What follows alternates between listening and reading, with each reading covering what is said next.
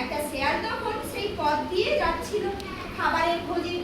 যেতে যেতে হঠাৎ সে উপরের দিকে তাকিয়ে দেখলো একটা কাক গাছের ডালে বসে আছে। তার মুখে বড় একটা মাংসের টুকরো। সেটা দেখে শেয়ালটা খুব লোভ হলো, কিন্তু সেটা পাওয়া যায় কি করে? ভাবতে ভাবতে শেয়ালের মাথায় এক বুদ্ধি এলো।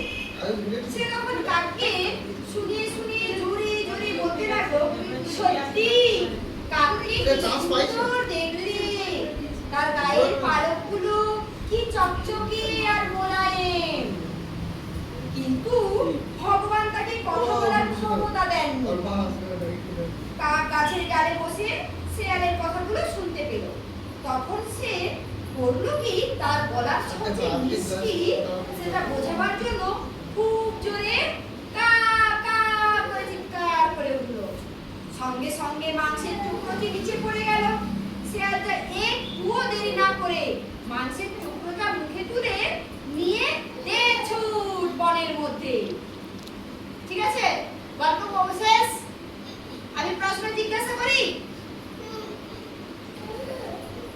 কাক মুখে করে কি নিয়ে এসে গাছের ডালে বসেছিল?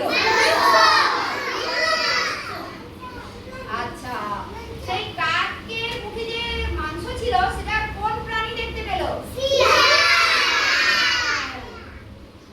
শেয়াল তখন কি বললো? কাককে কি বলেছিল?